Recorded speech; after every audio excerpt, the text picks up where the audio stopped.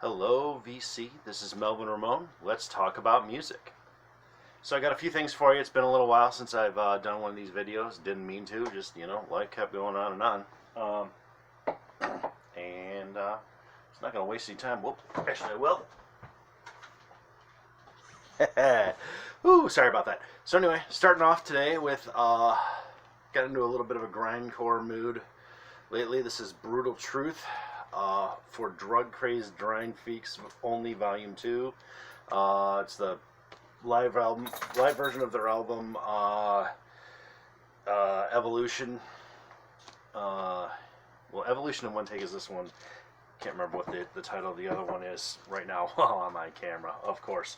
Anyway, pretty gnarly, awesome live grind record. I have this one on CD. This is Volume 1. Of Drug Crazed Grind Freaks. I don't know if I'm really a drug crazed grind freak, but I enjoy those. Brutal Truth is one of my very favorite grindcore bands. They had kind of a chaotic, almost free jazz. In fact, they covered a Sun Ra song.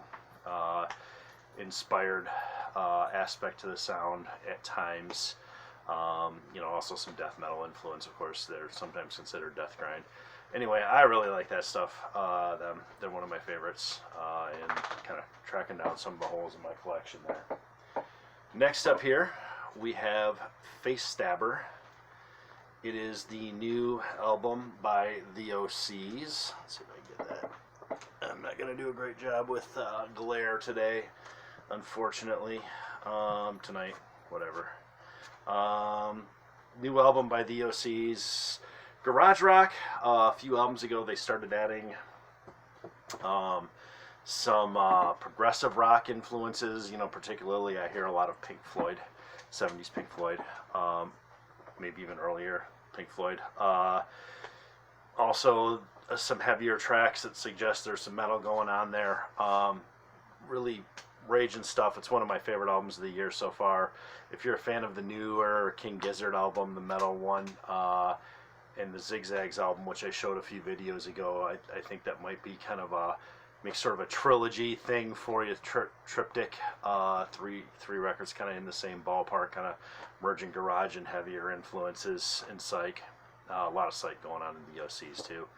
Definitely something, they're one of my favorite bands going, and this is, one of their better records, and I just love saying the title Face Stabber too. That's just a lot of fun. Next up, also, kind of in a garage rock vein or 60s rock vein, this is Scott Morgan's Powertrane with Ron Ashton and Dennis Tech. Dennis Tech is of Radio Birdman fame. This is Ann Arbor Revival Meeting. This is a live album from the 90s featuring some local Ann Arbor guys and, of course, Dennis Tech and Ron Ashton. Scott Morgan was the vocalist of the Rationals in the 60s. They were a popular Ann Arbor band, sort of, in the same scene as the Stooges and the MC5, a little more R&B focused, but also, a real good gritty raw sound. He's sort of a figure around Ann Arbor. This record is a live album that contains a bunch of live tracks recorded with those two guys. It is it's a pretty good raging live album. There's some fun Stooges covers. It's if you're a fan of the Stooges, you're looking for stuff. It's something interesting, and also you might want to look into Scott's records, both with Powertrane and, of course, the Rationals. Also, you might want to look into Scott's Pirates is another thing he did. Great stuff. A friend of mine, Chris, plays on this. He's in a band called Mazingo, which is a pretty good. I say pretty good. They're a great fucking garage punk band, or maybe not garage, kind of Misfits influenced. A lot of comic book influence going on. Good stuff. Local Ann Arbor thing, but this should be around nationally because of the attention of Ron Ashton on it. This is another one of my favorites from this year.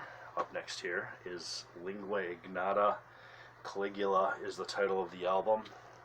This is Singer-songwriter, but very heavy, very dark, very fierce. There's some noisy elements going on. Reminds me a little bit of Diamant de Galas, if you're familiar with that. It's on Profound Lore, which puts out a lot of metal stuff. Very, very angry. In fact, I was playing this in the record store the other day with a bunch of, obviously metal fans shopping. And even then I had to pull it off thinking, whew, this is a little much to be playing in a store. Really, really intense stuff. One of my favorites of the year. Like I said, it's gotten some pretty strong reviews around, so a lot of you have probably heard of it. But if you haven't and you're interested in something along those lines, you might really, really check it out. Speaking of favorites and newer releases by women who are singer-songwriters, this is the new album by Chelsea Wolfe. It is called, oh man, why am I forgetting right when I'm on camera? What is this called? This is Birth of Violence. Sorry about that. It's leaning a little more towards the folky acoustic side of her sound. A lot of atmosphere going on, often stripped down versions of the song. Focusing more on the atmosphere and not so much on her voice, I found. I've kind of played it while I was busy a couple of times and haven't focused on it, but I always really love Chelsea. She's great. As a whole, I'm going to wind up playing this record a whole bunch. I know it's, like I said, acoustic, so it tends to be on the mellow side, although it does get very heavy at times. Also, a lot of great atmosphere going on there. Next up here, we have Sun Ra, The Singles, Volume 2. This is just something a little bit ago I realized, man, I don't have this. I need to get it. It's a collection of Sun Ra's singles from, it ranges pretty far. I think the 50s to the 70s, roughly. Or 60s to the 70s, 60s to the 90s, maybe? I don't know. Good long range. It does contain Nuclear War, which is, one of his more well-known singles. Huge range of stuff on here. Some almost R&B-ish type of stuff into some crazy psycho or spaced out disco stuff. A lot of really, really interesting music. Sun Ra is, of course, one of the great artists of all time, and does some amazing variations and stuff. Speaking of jazz, also kind of interesting takes on it here. This is Astral Traveling by Lonnie Liston Smith and the Cosmic Echoes. This is a spiritual jazz album from 1973, recorded in Detroit. Detroit in 1973 is when and where I was born, so I'm always sort of attracted to that. This is just astral traveling, in search of truth, aspirations. A lot of cosmic and spiritual themes on this. Some vocals, a little bit funky at times. I really enjoy it. It's not quite what it's a little bit on the out there side for jazz, but I enjoy it a lot. I don't know how it'll play to other jazz fans or people just sort of interested in learning about jazz, but I really enjoy that, and I'm glad it's gotten a reissue there. This is Das Damonas. I believe the album is self-titled. As I'm sitting here spacing out, I get on camera, man, and I just forget what I was going to say. This is on In the Red Records. This band was opening for Hot Snakes a couple of weeks ago. I got there late, caught a few of the minutes at the end of their set, and really enjoyed it. And two of my friends, whose opinions I trust completely, were raving about it. So, spur of the moment, I bought that record, and I'm glad I did. Good garage rockin' stuff. I like it a lot. Next up is I Like This, I think is the title. It's a collection of outtakes by Mick Ronson. Mick Ronson, of course, is best known as the guitar player for the Spiders from Mars, David Bowie's band.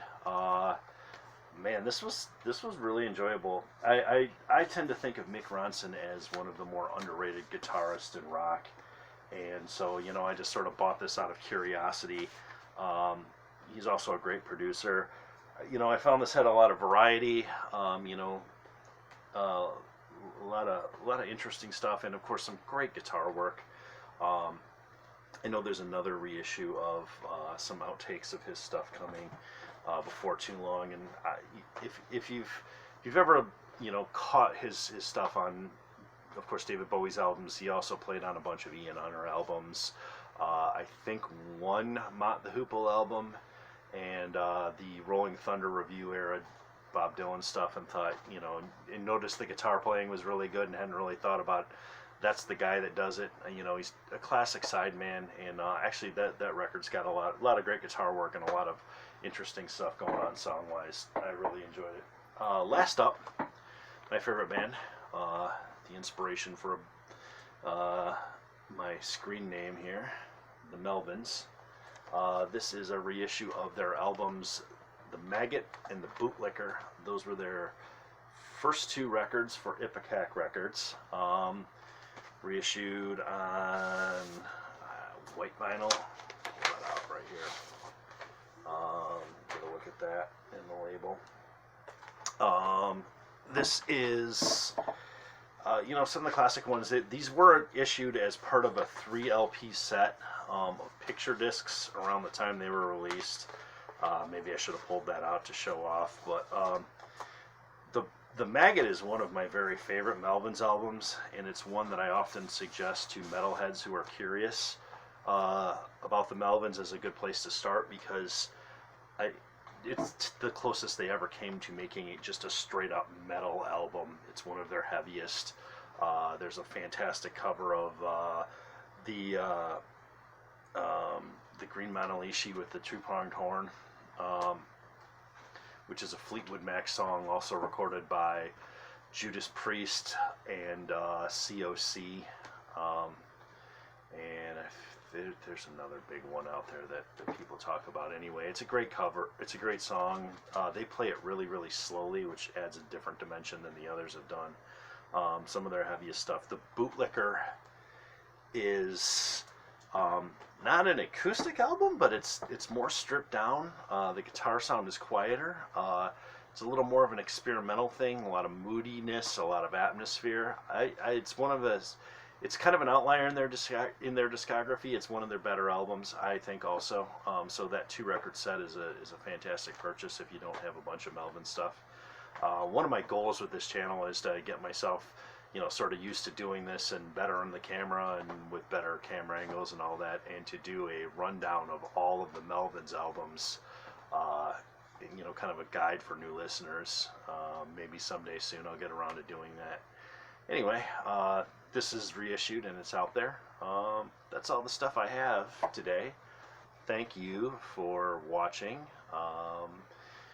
Keep making yourself happy, enjoy the music, and leave some comments, chat it up. Have a great night.